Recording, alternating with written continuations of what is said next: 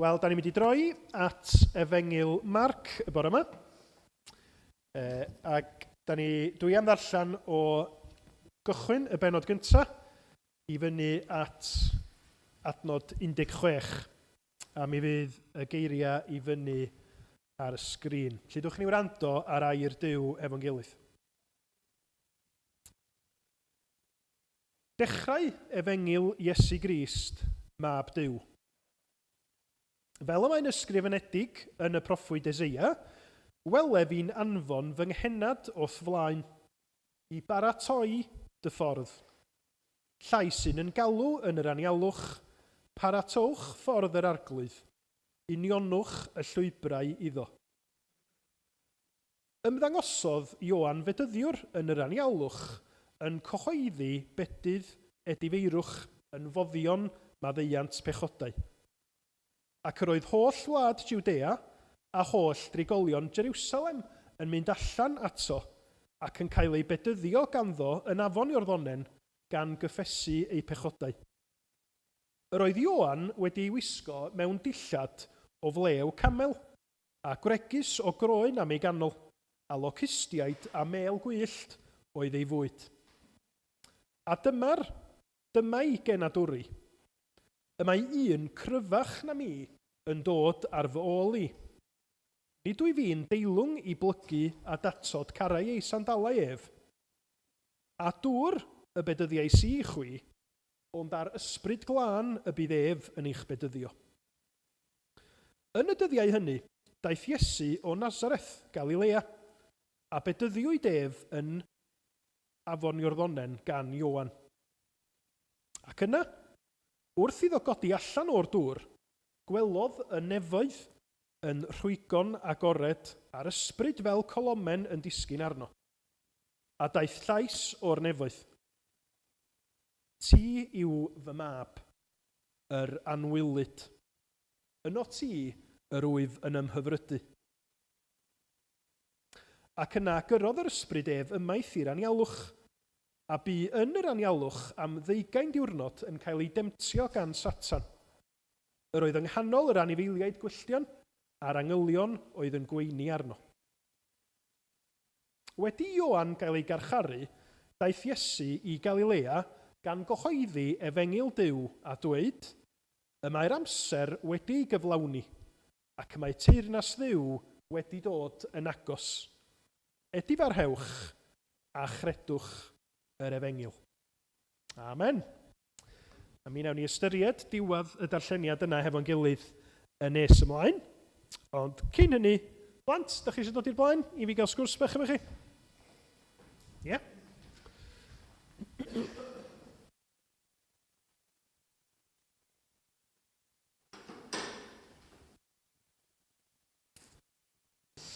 Iawn ta. Dwi'n mynd i ddangos llun person i chi. A dwi'n eisiau chi ddeud ydych chi'n gwybod, fyddwch chi'n mynd i'n nabod o siŵr o fod. Dwi eisiau chi ddeud wrtho fi be ydi gwaith y person mynd â lun ohono fo fyny ar y sgrin, iawn? Chi'n barod? Be ydi gwaith y person yma?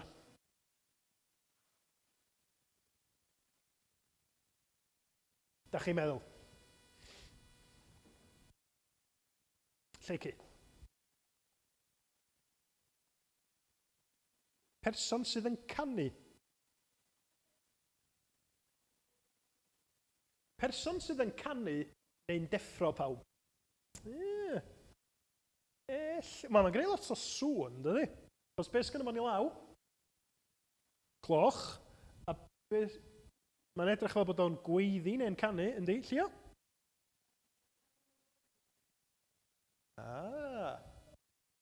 O, dyna beth ydych chi'n feddwl? Oce.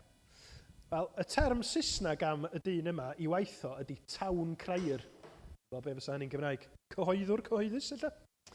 A i waitho, estalwm, cyn ffôns, cyn trydan, cyn radio a teledu, cyn papura newydd hyd yn oed, mi oedd y bobl yma efo gwaith pwysig iawn.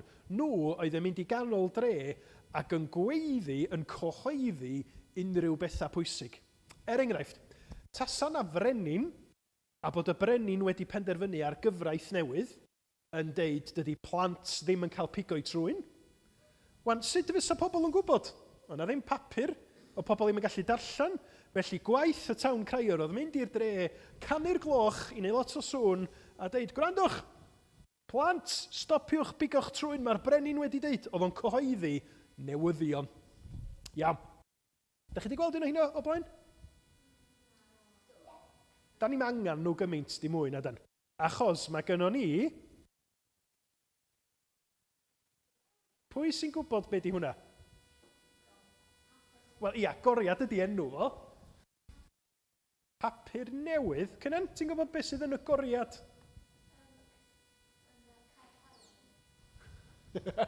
Da iawn chdi. Mae o'n deud wrthyn ni bod yna gau chwarae newydd yn... Fel i'n heli? Dwi'n meddwl? Felly mae o'n rhoi gwybodaeth i ni am rhywbeth sydd wedi digwydd. Y goriad ydy papur bro Bangor. Felly mae o'n deud wrthyn ni beth sydd wedi digwydd, pwy sydd wedi ennill rhywbeth, be mae'r tîm ffwtsbol wedi gwneud. Sgynnoch chi? Di Rhiwlas yn y goriad? Yndi dwi? Cofio? Na, illa ddim. Felly mae gennym ni person yn cyhoeddi, mae gennym ni papur newydd, yr ola. O, sori, dwi'n ffordd. Os yna rwy'n yn gwybod pwy di'r ddynas yna a be mae'n neud? Heblaw am lle o'r lleici. Achos da chi wedi gweld y llun yma ddoe. Da chi'n gwybod be mae'n neud? Mae hi'n deud newyddion. Ffeil ydy'r rhaglen newyddion i blant. Ac felly mae'r bobl yma i gyd yn deud rhywbeth yn rhannu newyddion. Be da ni angen i rannu newyddion efo pobl eraill, da chi'n meddwl? Be sydd yn help i bobl sydd eisiau rhannu newyddion? Ia? Bo nhw'n gwybod beth sydd wedi digwydd. Ia. Os da chi eisiau rhannu newyddion, da chi eisiau gwybod beth sydd wedi digwydd, yn dydych? Unwaith, tua bron i 100 mlynedd yn ôl, nath na rhywbeth rhyfedd iawn digwydd. A na i ddangos y pennawd i chi. Dwi wedi dweud pa ddwrnod? O ia. 18 o Ebrill y flwyddyn 1930, mi oedd radio BBC hefo newyddion, a dyma'r dyn yn deud un frawddeg bach, there is no news. Me'n efo? A wedyn oedd na sŵn cerddoriaeth am 4 awr. Chi'n credu hynny? Newyddion ar y radio, a nath y dyn ddeud, dos am byd i digwydd. Oedd hynna wir? Dwi'n ama ella bod yna rwy'n heb gael digon amser i ffeindio'r newyddion, achos yna wastad rhywbeth yn digwydd, ond da chi angen gwybod beth sy'n digwydd, a da chi angen gwybod y gwir, dydych. Achos mwyn deud beth sydd wedi digwydd go iawn, mae rai chi wybod beth sydd wedi digwydd. Taswn ni yn mynd allan i Fangor ac yn deud, mae lleici yn 13 oed, fysa hwnna'n newyddion? Wel, fyswn ni'n deud rhywbeth, ond fyswn ni ddim yn deud y gwir, na fyswn. Achos di lleici ddim yn 13 oed, na ni. Felly mae angen i ni wybod beth sydd wedi digwydd, mae angen i ni ddeud y gwir, pwy sydd yn cael deud newyddion, da chi'n meddwl? Di pawb yn cael rhannu newyddion?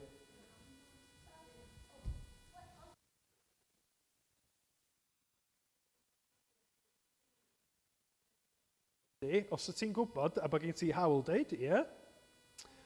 Ydych chi'n gallu meddwl am newyddion yn y Beibl? Pa newyddion yna? Bod Iesu wedi dod, ie. Ydy hynny'n newyddion da neu newyddion drwg? Newyddion da. A dyna da ni'n mynd i fod yn meddwl amdano fo. Dyna da ni'n mynd i fod yn meddwl amdano fo yn y gwasanaeth bore yma, ydy efengil ydy'r gair mewn un cyfeithiad, neu mae efengil a newyddion da yn golygu'r union yr un fath. Felly da ni'n mynd i fod yn meddwl am y newyddion da sydd yn y Beibl a be mae o'n olygu i chi a fi. Achos dyma ni un esiampl o Paul, ydych chi'n cofio'r apostol Paul, oedd Paul yn mynd o gwmpas yn sôn wrth Iesu Grist am bawb ym mhob man, doedd. Ond be mae Paul yn disgrifio i waith o'i hun ydy sôn am y newyddion da. Dyma un esiampl yn Acta 13. Mae Paul yn siarad efo lot o bobl ac yn deud, da ni yma gyda newyddion da i chi. Mae'r cwbl wnaeth Duw ei addo i'n cyndeidia ni wedi dod yn wir. Mae wedi codi Iesu yn ôl yn fyw. Felly pan da ni'n meddwl am newyddion da yn y Beibl, neu Efengil, mae o wastad yn gwneud i ni feddwl am Iesu Grist. Pwy ydi o a be mae o wedi wneud?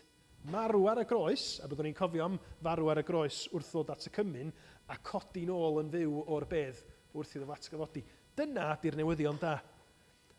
A mae Beibl yn deud bod newyddion da i gael ei rannu gan bawb sydd yn credu'n Iesu Grist.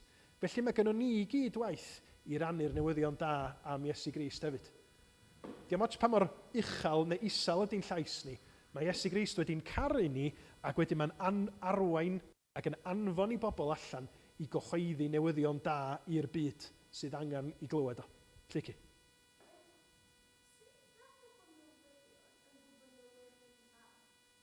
Wel, maen nhw, un ein siarad efo rhywun, neu maen nhw'n gorfod gwrando ar rhywun yn pasio'r negas ymlaen iddyn nhw. A wedyn maen nhw'n deud wrth bawb arall. Wel, ti wastad yn cychwyn hefo rhywun sydd wedi gweld rhywbeth oedd yna ar y pryd. A dyna di'r Beibl, y Testament Newydd, pobl oedd hefo Iesu Grist, nath i weld o, nath i glywed o, a di pasio'r newyddion da ymlaen. Hold on, rwan. Mae'ch cwestiynau chi'n dda iawn, ond gewch chi gadw nhw tan adra neu wsos nesaf, ie? Ia? Gwych, diolch i chi.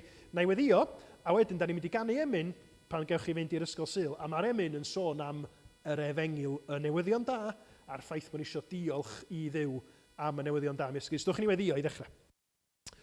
O Dduw, da ni yn diolch gymaint bod y Beibl yn dod â newyddion da i ni. Y newyddion da am pwy ydy Iesu Grist y fab di. Bod o wedi'n caru ni, bod o wedi marw ar y groes am yn pechod ni, a bod o wedi dod yn ôl yn fyw ar y trydydd dydd. Mae hwnna'n newyddion ffantastig, a mae o newyddion da ni isio dal gafal arno fo, i gredu fo a'i basio fo mlaen i bobl eraill. Helpa ni i gael y nerth a'r hyder trwy'r ysbryd glân i wneud hynny. Helpa ni, arglwydd, i gofio ym mhob peth mae ti sydd wedi rhoi dy newyddion da i ni, a bod ni, arglwydd, yn gallu diolch i ti bob dydd am hynny. Helpa ni felly, gweddill yr amser hefo'n gilydd, wrth i ni ofyn hyn yn enw Iesu. Amen. Diolch i chi. Diolch i mynd i eistedd nôl, a mi wnawn ni ganu diolch i ti yr holl alluog Dduw am yr Efengil Sanctaidd. Ac yn y penillion wedyn, da ni yn cael disgrifiad cryno o be ydy yr Efengil. Y newyddion da sydd yn dod â ni o fod yn gaeth mewn carchar i bechod i'r goleuni nefol yna yn Iesu Grist. Ac yna mae'r pennill ola yn weddi yn dydy. Bod y broses yna o'r Efengil yn mynd allan ledled y byd yn digwydd. Felly dewch i ni godi i ganu efo'n gilydd.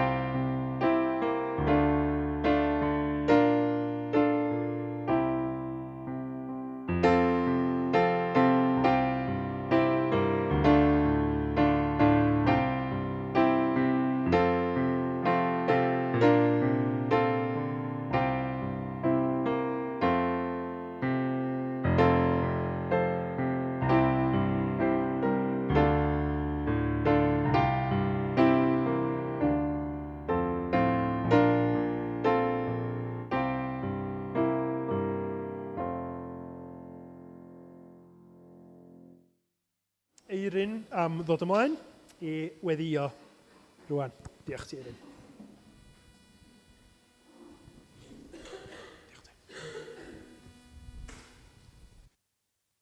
Gawn ni blygu pen mewn gweddi. I hwn yn gweithio, Gwydion? Arglwydd, da ni'n diolch i ti am y newyddion da. Arglwydd, da ni yn diolch i ti bod ni wedi cael yn barod ganu am gymaint o newydd da sy'n arglwydd. Arglwydd, da ni'n diolch bod ti'n cynnal y planeda, arglwydd. Bod chdi wedi gyrru dy fab i fyw yn ymplith ni, arglwydd. Ond y fwy na hynny, y bod o wedi mynd i'r groes ar yn cyfar ni. Arglwydd, da ni'n gofyn i chdi, yn helpu ni fora yma, arglwydd. Da ni'n gofyn y fydd i di'n agor yn clistia, yn meddylia ni, ac hefyd yn agor yn calonna ni, arglwydd, i bod yn gwerthfawrogi, yn ymyfrydu, ac jyst yn syni eto gymaint o newydd da sydd, arglwydd. Da ni'n diolch am yr efengil, arglwydd, yn diolch bod ni'n gallu rhoi yn pwysa ar yr arglwydd Iesu Grist. Da ni'n diolch bod ni'n gallu dod fel ydan ni, arglwydd, a da ni'n cyflwyno'n hunan i chdi bore yma, arglwydd, beth bynnag a sut bynnag da ni'n teimlo, arglwydd. Da ni'n diolch bod ni'n gallu dod o dy flaen di, arglwydd. Da ni'n diolch bod chdi yn caru ni, arglwydd, bod chdi yn ymbugeilio ni, ac arglwydd, da ni'n jyst yn gofyn y fydd i di hefo ni bore yma. Da ni'n cyflwyno Rhodri'n arbennig i chdi, ac eraill sydd bore yma yn rhannu y newyddion da. Arglwydd, da ni'n diolch i ti am yr is-fugeiliaid wyt ti wedi roed ar dy eglwys, yn cyflwyno yn gweinidog a'r heniriaid yma, arglwydd, ond yn cyflwyno yr eglwys trwy'r byd, arglwydd, yn gofyn y bydd i di yn peri bod nhw'n gallu siarad yn glir ac yn hy, ac bod nhw'n fwy na dim yn pwyso arna chdi, arglwydd.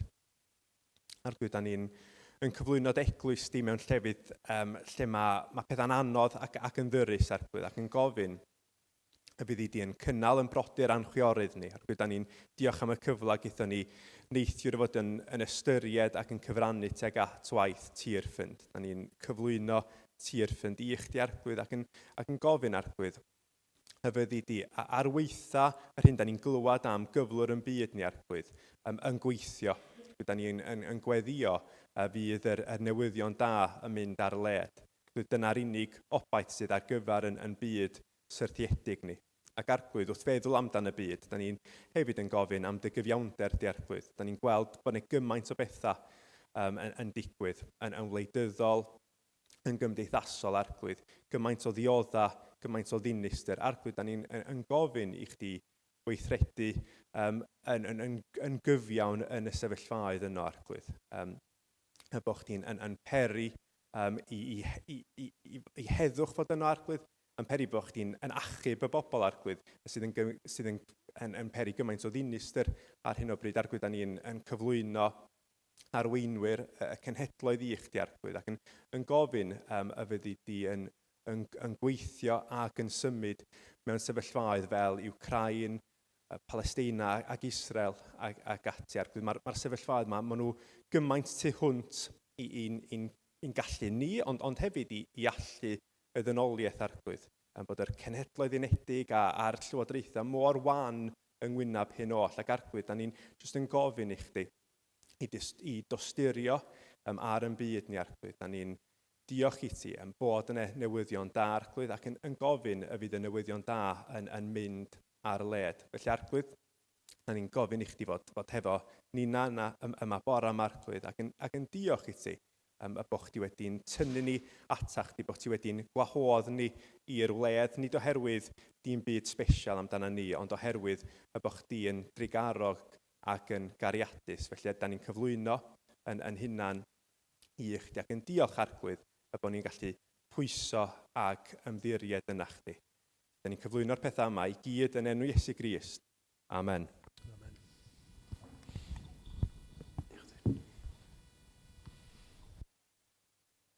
Diolch, Eirin.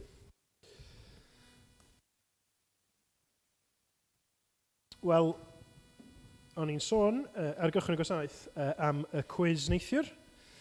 A rhag ofn bod chi heb gael digon o gwiz, dwi'n mynd i gychwyn y bregaeth efo cwestiwn cwiz. I geinfed o'r Orffennaf, 1969, be nath ddigwydd, fel y gwelwn ni yn y llun, gorffennwch y dyfyniad.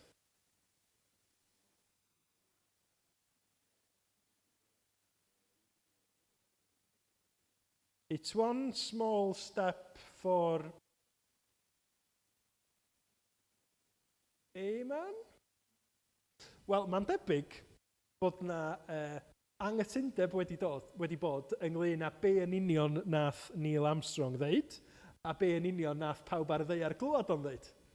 Ac achos na 1969 o ddeia bod offer sain ddim cweit be ydi o dyddi yma, os oes gennych chi'n byd gwell i wneud, gallwch chi fynd ar y we a gwrando, a mae o yn anodd, achos wrth gwrs, mae'r frawddeg one small step for a man, one giant leap for mankind yn golygu rhywbeth, lle os ydy o'n one small step for man, one giant leap for mankind, mae'n colli'r ergyd braidd.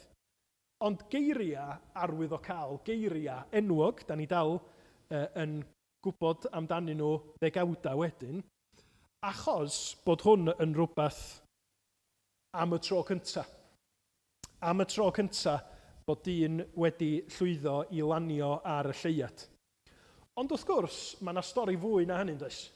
Apollo be oedd y digwyddiad yma? Apollo 11? Sydd yn awgrymu bod yna Apollos cyn hynny. Felly nid dyma'r tro cynta iddyn nhw drio mynd i fyny i'r gofod a trio glanio ar y Lleuad. Ond mae o yn rhywbeth da ni'n cymryd sylw ohono fo, da ni'n ei gofio fo, a mae yna lot fawr iawn o sylw wedi cael ei roi i'r geiriau ac arwydd o cad y geiriau yna. Mae gennym ni rhywbeth pwysicach i dalu sylw iddo fo bore yma. Y newyddion da ac mae'r arglwydd wedi rannu ar ddynoliaeth.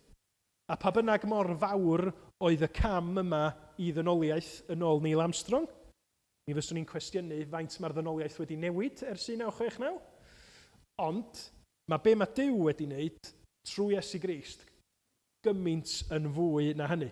Ond da ni yn mynd i ganolbwyntio ar eiriau dechreuol Iesu Grist yn Efengil Marc. I ystyried be mae o'n ei ddeud a be mae o yn ei olygu i chi a finna. Y geiriau hynny, adnod 15 o'r bennod gyntaf. Y mae'r amser wedi ei chyflawni ac y mae teyrnas Dduw wedi dod yn agos, edifarhewch a chredwch ar Efengil. Neu Beibl.net yn deud, mae'n amser, meddai. Mae'r foment wedi dod, mae Duw yn dod i deyrnasu. Trowch gefn ar bechod a chredu'r newyddion da. Felly, wrth i ni feddwl am hyn i gyd, dewch i ni gychwyn hefo y ffaith bod y stori fawr yn bwysig hefyd. Gymaint ag ydyn ni'n canolbwyntio ar un cymal o ddysgidiaeth Iesu Grist, da ni eisiau gweld y stori fawr o gwmpas hynny. Achos mae Marc yn ei Efengil wedi dod â ni at y pwynt yma hefo'r adnodau cynt, yn dydi? Ac mae'n bwysig i ni wastad rhoid pethau yn ei lle cywir. Mae amseru yn gwneud gwahaniaeth, yn dydi? Mae Cymru yn mynd i fod yn chwarae rygbi pnawn yma. A maen nhw'n mynd i fod yn chwarae rygbi yn erbyn Australia. Australia. A mae Warren Gatland, hyfforddwr Cymru, wedi bod dan bwysa. Ac wrth iddo fo siarad efo'r wasg, mi nath o ddeud, da chi'n hoffi creu narratif, yn dydych? Mae'n rhywun meddwl, ond dyna di gwaith y wasg, ynddo? Maen nhw'n sgwennu am gyd-destun gêm, achos mi fysa y penawdau yn ddiflas iawn, Cymru'n chwarae rygbi eto. Os dyna sy'n digwydd, ynddo? Heb narratif, dyna'r unig beth da ni'n gallu dweud ydy, mae yna 15 dyn o Gymru yn mynd i chwarae yn erbyn 15 dyn yn erbyn Australia. Dyna di'r ffeithiau. Ond, oherwydd y stori fawr sydd y tu cefn, y stori a arwydd o cad gêm heddiw ydy bod Cymru wedi colli llwythi o gemau. Faint? 10? Ac os ydyn nhw'n colli heddiw, maen nhw ar y record weitha erioed, mae'n debyg. Ac felly mi oedd Warren Gatland yn dweud, da chi wastad yn tynnu sylw ni at y stori fawr. Ond y stori fawr sydd yn helpu ni wneud synwyr o'r digwyddiad, ynddo. Ac yn union rhan un fath, pan ydym ni yn ystyried newyddion da, yr efengil, a be mae Iesu Grist yn ei ddeud pan mae o'n cyhoeddi yr efengil, sylwch sut mae Marc yn arwain i fyny at yr adnodau yna. Reit ar gychwyn y benod, lle mae Marc yn dechrau. Dechrau efengil Iesu Grist, mab Duw, fel y mae'n ysgrifenedig yn y proffwyd Eseia. Felly mae Marc yn cychwyn y newyddion da am Iesu Grist, reit yn ôl, gannoedd o flynyddoedd yn ôl, hefo'r Hen Testament, a be mae Duw wedi addo sydd yn mynd i ddigwydd. Felly mae gennym ni ddyfyniad o Eseia, bod na un yn mynd i ddod i baratoi'r ffordd. Felly mae gennym ni Ioan Fedyddiwr. A mae Ioan Fedyddiwr hefo gweinidogaeth yn deud, peidiwch â disgwyl amdana fi, mae yna un mwy, mae yna un gwell yn mynd i ddod ar fôl i. Ond hyd yn oed yn gweinidogaeth Ioan Fedyddiwr, mae gennym ni sôn am bechod, a maddeiant pechodau ac edifeirwch. A mae Ioan yn dod, ac mae o'n deud, mae yna un gwell na fi, un cryfach na mi yn dod, un sydd yn mynd i'ch bedyddio chi yn yr ysbryd glân, a wedyn mae gennym ni fedydd Iesu. Felly mae gennym ni Hen Testament, paratoi y ffordd at un mwy, mae gennym ni fedydd Iesu, lle da ni'n gweld y drindod, tad y mab a'r ysbryd glân yn amlygu hynny'n wrth i Iesu Grist godi. Yr ysbryd glân yn disgyn arno fo fel colomen, a'r llais o'r nefoedd yn deud, ti yw fy mab yr anwylyd, yno ti yr wyf yn ymhyfrydu. Ydych chi'n gweld y stori fawr yma?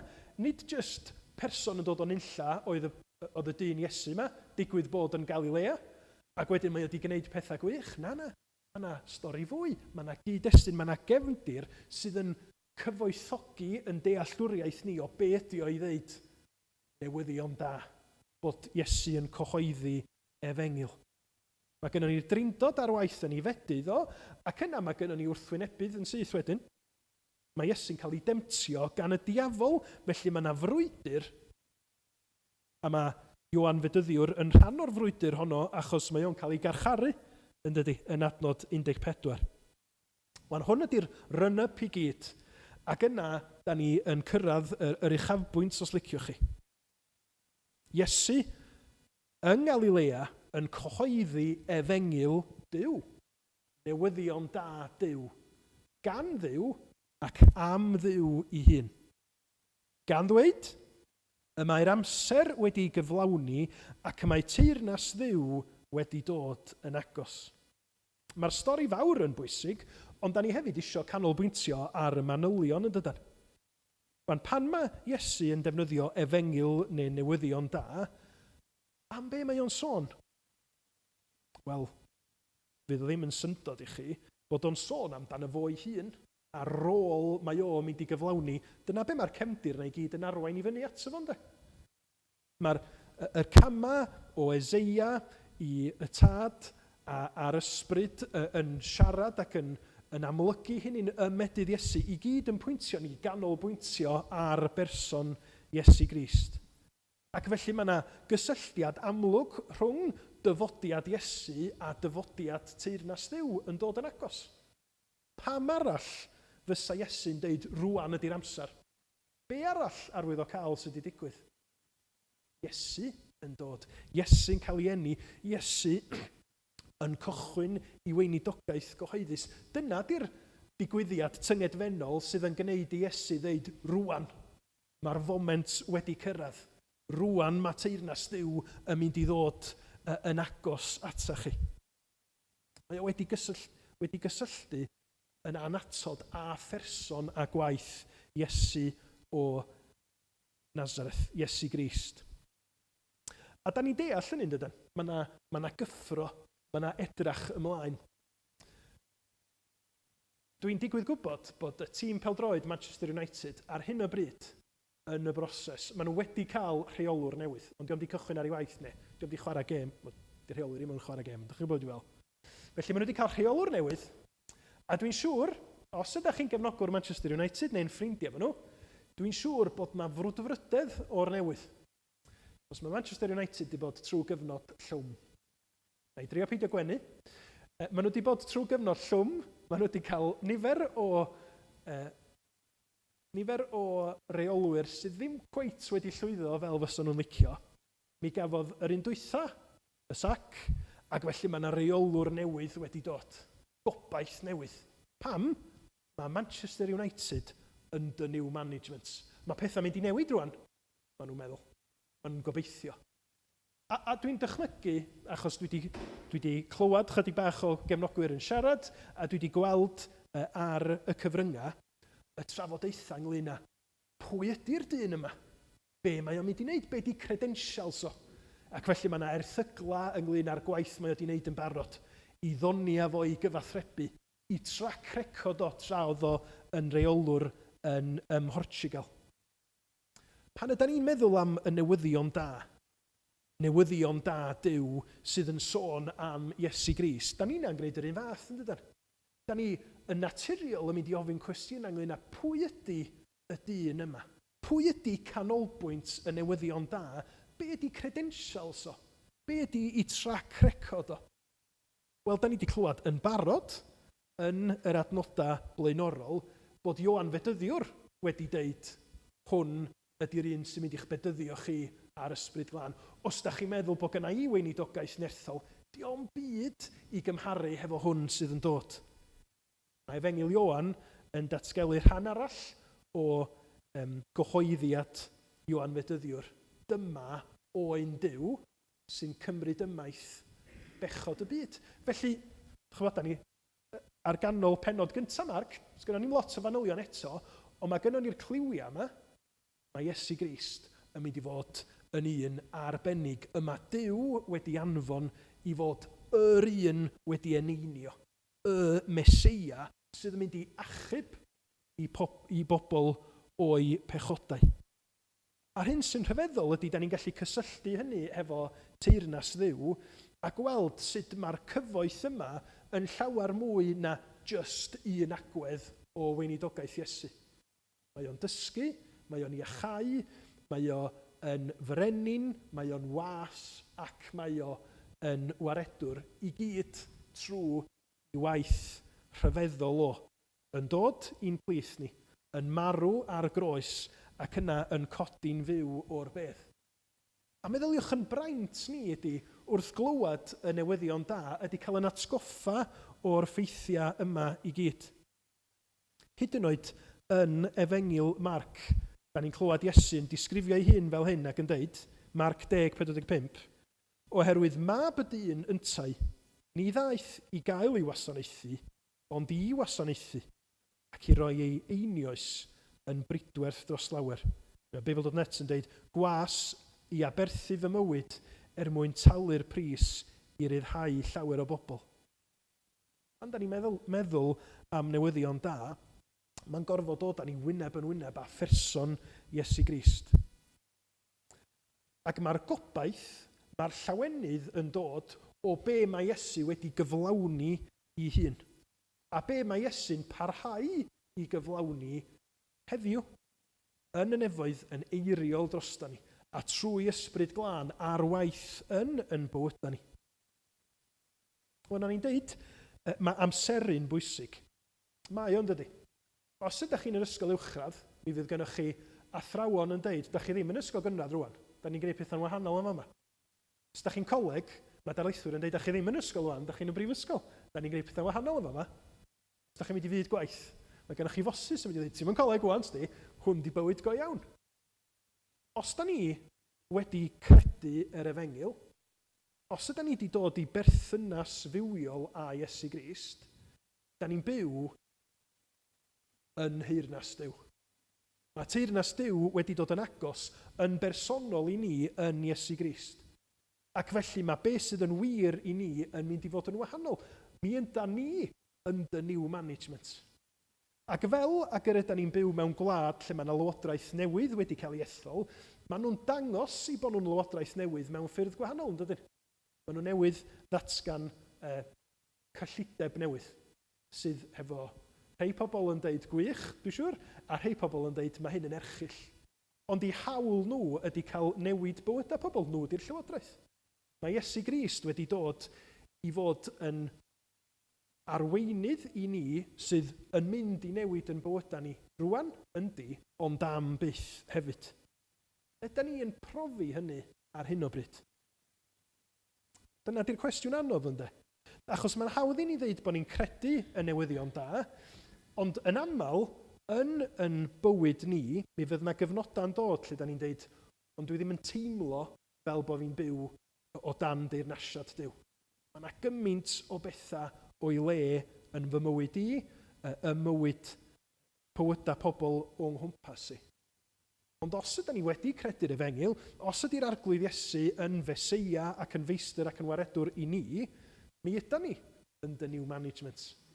Ac mi fydd o yn gwneud ei waith dros amser yn bywydau ni ac y mywydau i bobl ledled y byd. Y frwydr i ni ydy cael yn atgoffa o reality y newyddion da yna, wrth i ni addoli, wrth i ni weddio, wrth i ni ddarllen y gair hefo'n gilydd. Felly, stori fawr yn bwysig. Pwy ydy canolbwynt newyddion da yn allweddol? Mae o yn amlygu ni deyrnas Duw. Ond hefyd, mae Iesu nid yn unig yn datgan newyddion da, mae yna rhywbeth wedi digwydd, dwi wedi dod. Mae o hefyd wedyn, ar ddiwedd adnod 15, yn annog ymatab gennym ni fel pobl yn dydi. A da ni'n mynd i dreulio chydig bach o amser yn ystyried yr ymatab yma. Edifarhewch a chredwch yr Efengyl. Repent and believe the gospel, fysa fo yn Saesneg. Dyma, ar ôl iddo fo gyhoeddi be sydd wedi digwydd yn newyddion mae o wedi dod a be mae o mynd i wneud, mae o wedyn yn deud oherwydd hynny dwi'n galw chi i ymatab. A dyna ydy un o'r camau cynhara i ni fel pobl. Da ni'n clywed y newyddion da, ond da ni i ymatab iddo fo. Be mae edifarhau yn ei olygu? Dychmygwch bod chi yn mynd i le bita. A da chi wedi bod yn bita yn y lle yma ers blynyddoedd efo'ch ffrindiau a'ch teulu, a da chi'n meindio fo. Da chi yn mynd yna, ond mae'r daith i'r lle bita tro yma'n wahanol achos da chi'n mynd a'ch cariad yna am y tro cyntaf. Ac ar y ffordd i'r lle bita, na i ddim enwi fo, jyst o gofyn i mi upsetio chi, ar y ffordd i'r lle bita, mae'ch cariad chi'n deud, da chi eisiau fod yn surprise, ond da chi'n methu dal y surprise i mewn, a da chi'n deud, ti'n gwybod lle da ni'n mynd? Da ni'n mynd i fama, dwi wrth y modd yna. A mae gwynab eich cariad chi'n disgyn. O na, ti'n mynd bita yn fanna? Mondo, fanna dwi wastad ti'n bita. A ffrindiau anheili fi, dwi wrth y modd fanna. Ond ti'n di clywed y gwirionedd am y lle yna. Maen nhw'n camdrin i staff, mae gen nhw broblem efo iechyd a glendid. Mae'n le ofnadwy a maen nhw'n gysylltiedig a gangsters. Ti di clywed y sibrydio yna? Dod, mae'n iawn. Dwi'n joio yna. A mae'ch cariad chi yn pwyso yna. Na, wir i chdi. Dwi'n gwybod. Dwi'n health inspector. Dwi di bod yna. Da ni'n gallu mynd yna. A mae'r amheuon yn codi. Dwi'n meddwl, wir? Mae'n dweud, stopio car. Stopio car rwan. A ydych chi yn mynd mewn i leibai, a mae'n dweud, na i ddangos y lluniau i chdi. A mae'n mynd ar y ffôn ac yn dangos y lluniau o'r llygod mawr, a'r baw, a'r llwydni. Ac wrth i chi weld y lluniau, mae ydych chi'n teimlo'ch stumog chi'n troi, a ydych chi'n ffieiddio, a ydych chi'n meddwl, dwi'n misio mynd yna. Iawn, dwi'n credu chdi, dwi wedi gweld o'r newydd pa mor afiach di fanna, dwi byth yn mynd yna eto. A ydych chi'n troi rownd a ydych chi'n mynd i'r cyfeiriad arall, i le bita hollol wahanol. Mae hwnna'n rhyw fath o ddisgrifiad gwael o be ydy edifeirwch. Da ni'n dod wynab yn wynab a'n pechod ni. Da chi'n ei weld o mewn goleuni newydd oherwydd bod yr ysbryd glân ar waith yna chi. A da chi'n gweld pa mor ffiad ydy'r pechod da chi wedi bod yn gyffyrddus iawn yn ei wneud o ac yn byw yn yr higol yna hefo'ch cydnabod. A mae wedi bod yn rŵtin i chi, ond mae yna rhywbeth, achos cariad Duw yn Iesu Grist, mae o'n dod ata chi, mae yna berthynas newydd, a da chi'n gweld eich pechod, a da chi'n ffieiddio ato fo. A da chi'n ei, dwi'm isio gwneud hynna eto. Ac edifeirwch ydy y newid meddwl neu'r troi rownd llwyr na, lle da chi'n mynd i gyfeiriad gwahanol. Achos gwaith Duw arnoch chi. Da chi'n gweld pechod mewn goleuni newydd, a da chi isio mynd beidio parhau yn y pechod hwnnw, da chi isio mynd mewn ffydd at Iesu Grist. A mae edifeirwch yn rhan ganolog o'r ffydd Gristnogol. Ond mae edifeirwch yn dod ochr yn ochr a ffydd. Y broblem da ni'n aml yn gael ydy chwilio am naill neu'r llall, lle yng ngeiriau Iesu Grist, edifarhewch a chredwch yr efengyl, mae o fel dwy ochr yr un geiniog. Edifeirwch ydy'r ymatab i bechod, ond mae o'n gorfod cael ei blethu hefo trystio yn pwy ydy Iesu Grist a be mae Iesu Grist yn ei gyflwyno i ni fel newyddion da. Felly bod ni'n ymddiried yn hynny'n yn llwyr iddo fo. Ydych chi wedi profi hynny? Mae'r profiad o edifeirwch yn gallu bod yn llethol ac yn anamunol, ac fuon ni'n siarad chydig bach am hyn wsos dwytha. Ond pan mae yr ysbryd glân yn dod â ni i gyflwr o edifeirwch, nid man i aros yno fo ydi o.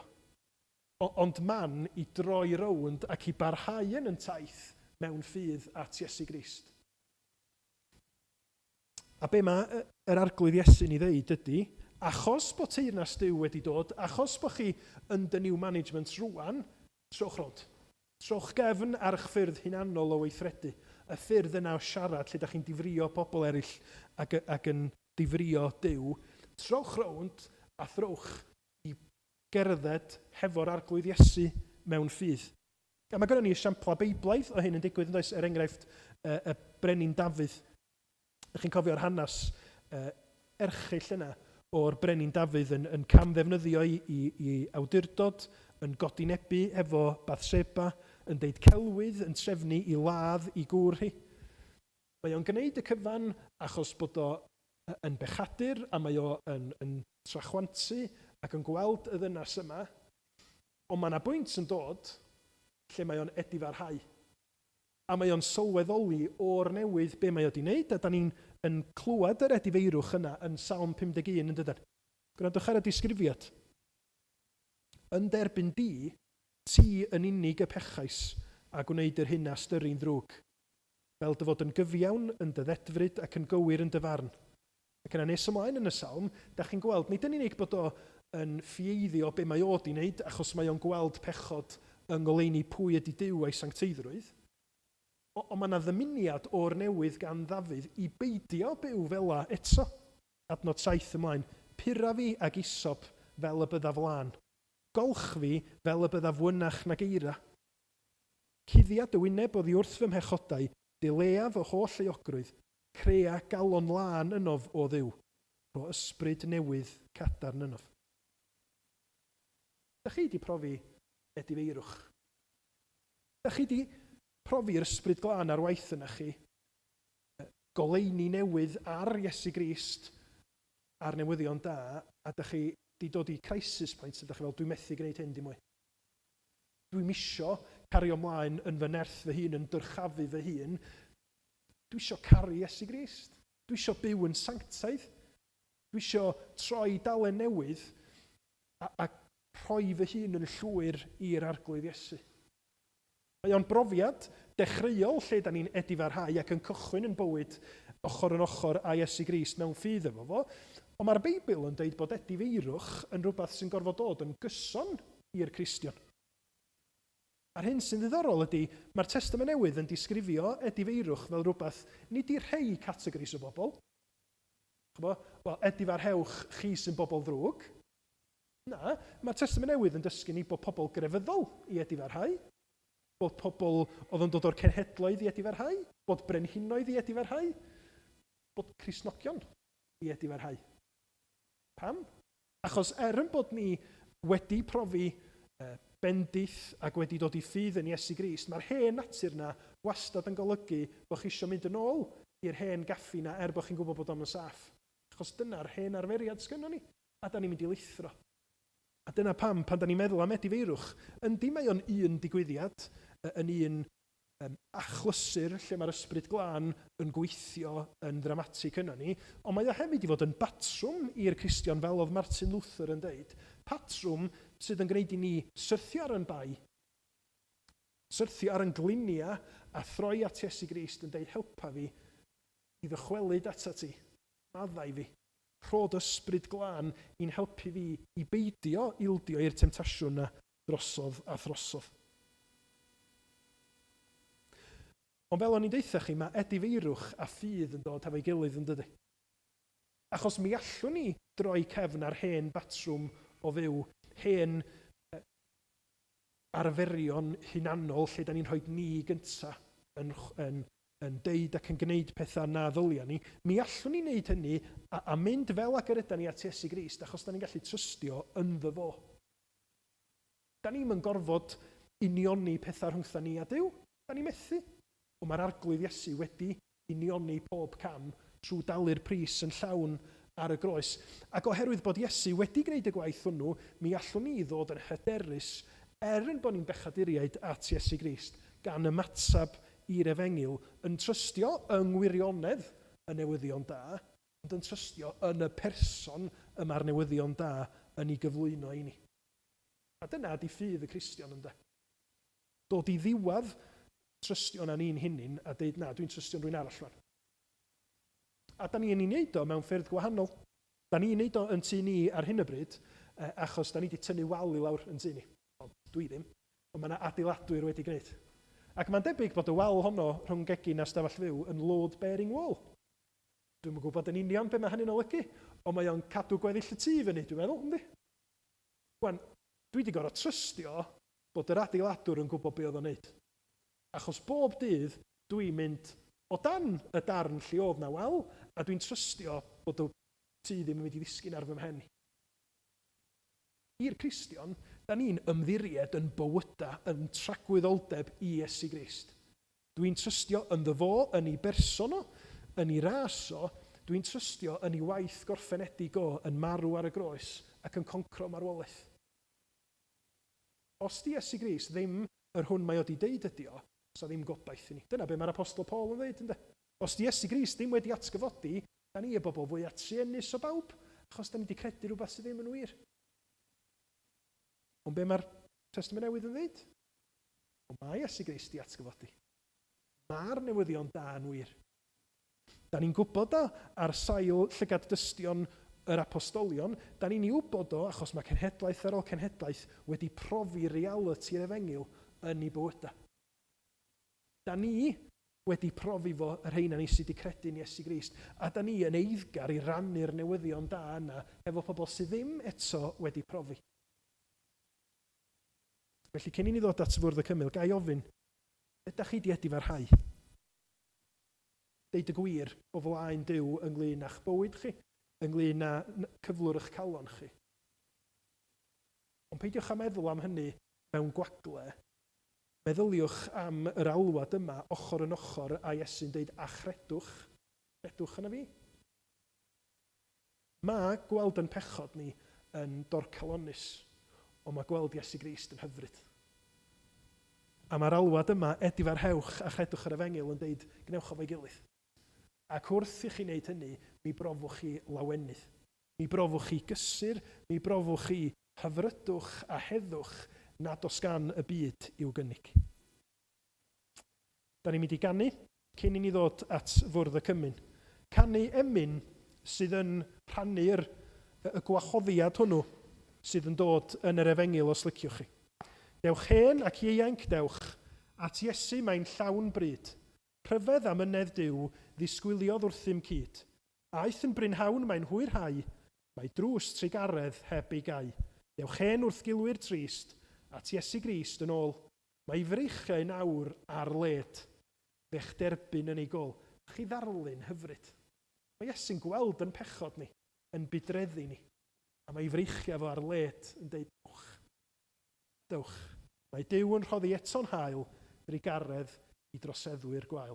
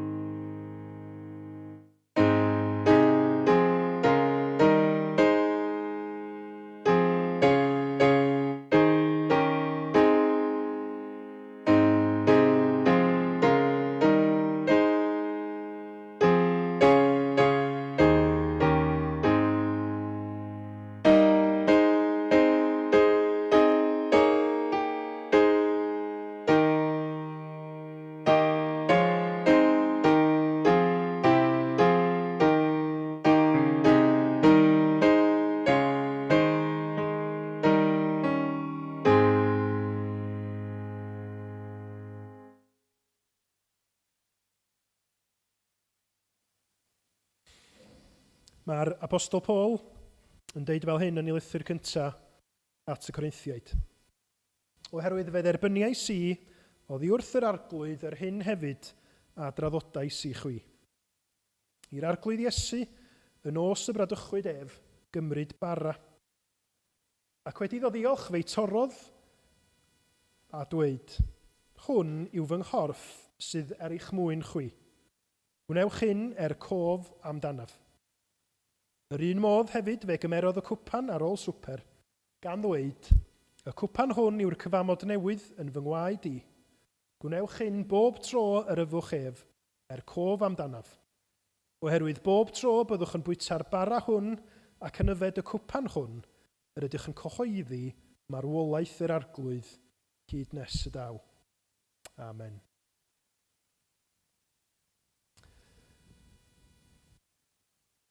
I bobl y byd, mae o'n swnio yn hyrt, yn dydi? Da ni'n cyhoeddi marwolaeth. Marwolaeth y dyn hyfryta mwyaf cariadus fuodd erioed, a da ni'n deud newyddion da. Ond dyna dystiolaeth y Beibl. Dyna yr arwyddion yma da ni'n dod i'w cymryd y bara a'r gwyn. Mae o'n yn arwydd real iawn o gorff a gwaed person go iawn Iesu Grist wedi aberthu hun drosom ni. Dyna'r newyddion da. Ac yna wedi marw bod o wedi codi'n fyw o'r bedd i roi bywyd tragwyddol i ni. Dyna'r newyddion da. A bod o ar waith heddiw yn parhau alw pobl i ddod i'w deyrnas o trwy ffydd ac edifeirwch. Dyna di'r newyddion da. Ac mae yn alwad i chi a finna heddiw yn dydi. I bawb o'na ni sydd wedi credu yn yr arglwydd Iesu sydd yn ei garu fo fel arglwydd a gwaredwr i ddod yn edifeiriol, yn ostlyngedig, yn cydnabod bod ni yn bobl anghennus ac euog ac aflan fel ac yr ydan ni, ond bod ni'n gallu trystio'n llwyr yn ngwaith gorffenedig Crist droston ni. Y mawredd cariad Duw yn mwyn ni. Felly mae o'n wahoddiad gan Grist ei hun, yn dydi? I ni ddod. Os ydych chi ddim yn credu fyswn ni yn annog chi i beidio cymryd y cymyn. Os ydych chi yn griwiau sydd yn ansicr, fel dwi wastad yn dweud, mynwch sgwrs efo'ch rhieni gyntaf, ond mae o yn wledd i ni ddathlu sydd yn atgoffa ni o beth sydd yn dod yn y wledd dragwyddol. Dwi'n mynd i weddio, da ni'n mynd i gael chydig bach o amser tawel mwyn i ni ddelio hefo unrhyw bechod sydd yn pwyso da ni ar hyn o bryd. I ni allu cyffesu'r pechod na ger bron Duw, edifarhau a chredu'r efengil cyn i ni ddod i gymryd y bara a'r gwyn. Felly dowch i ni gael eiliad bach dawel Ac yna mi na i weddio cyn i ni rannu yr elfennau.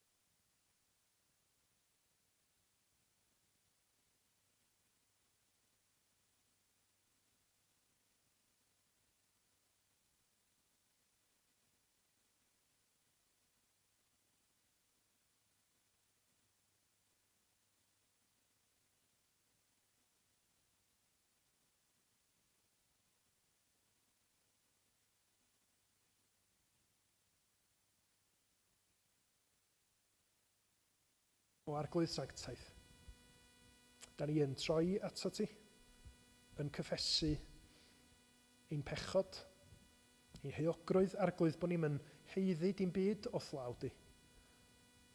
Ond eto yn diolch gymaint am yr aberth, y gwaith gorffenedig a wnaed gan dy fab drosom ni. Da ni eisiau dod yn edifeiriol arglwydd, yn cyffesu ger dy fron di bod na hunanoldeb, bod ni'n gallu bod yn mawrhau yn hunain yn hytrach na dy fawrhau di. Bod ni'n gwneud pethau sydd da ni'n gwybod yn gwneud drwg i ni, yn gwneud drwg i bobl da ni'n ei garu.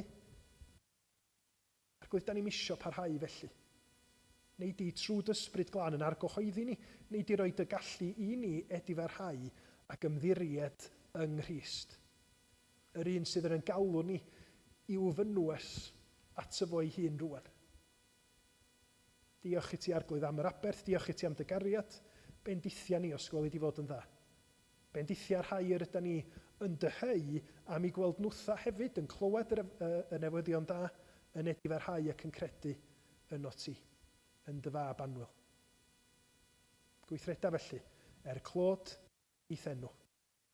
Yn heiddiant Iesu, da ni'n gofyn y cyfan. Amen. Os daw William ac Eirin ymlaen, ac mi rannwn ni y bara a'r gwyn i gydfwyta a chyd-yfed. A tra da ni'n gwneud hynny, mi ganwn ni y penillion sydd i fyny ar y sgrin.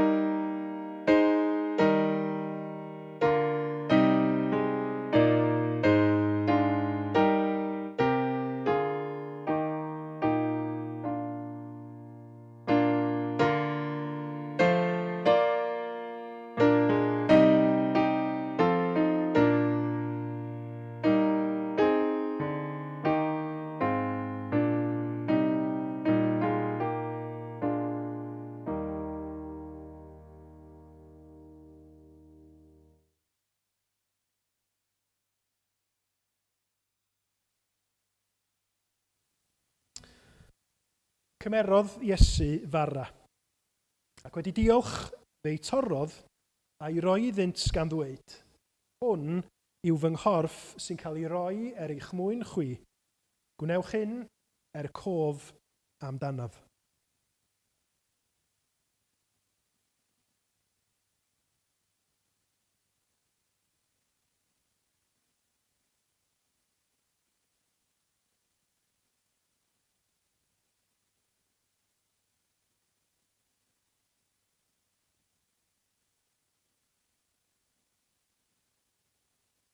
Ond archollwyd ef am ein troseddau ni, a'i ddryllio am ein camweddau ni.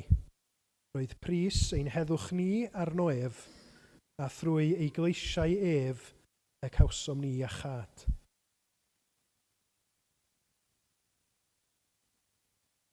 A chymerodd gwpan, ac wedi diolch fe'i rhoddodd iddynt gan ddweud, yfwch ohono bawb, oherwydd hwn yw fy ngwaed i, gwaed y cyfamod a dywelltir dros lawer maddeuant pechodau.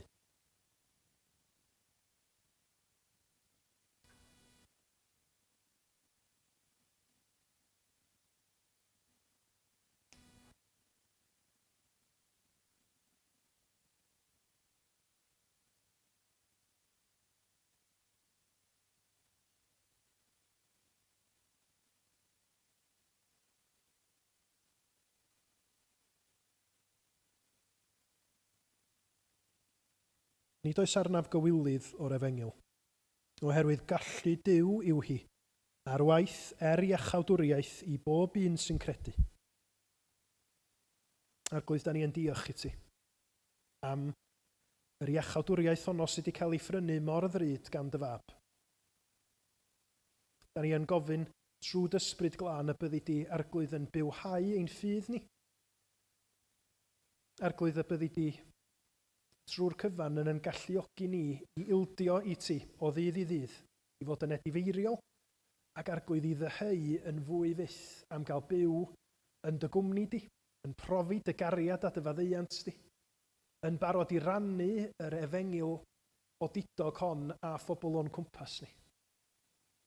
Gna dy waith ynom ni, gna dy waith trwom ni, fel bod Iesu Grist yn cael y clod, y mawl, y parch a'r bri mae o yn ei heiddi.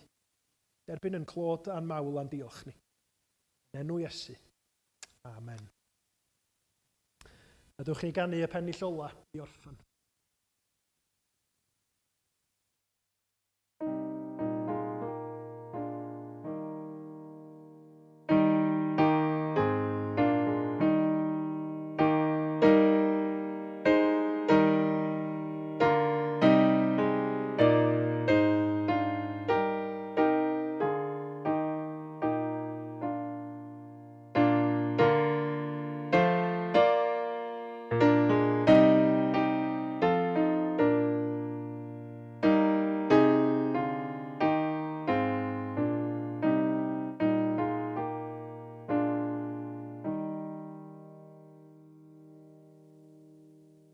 Wedi ras ein harglwydd Iesu Grist, a chariad Duw, a chymdeithas yr ysbryd glân, bod gyda ni oll, o'r awr hon, hyd byth. Amen.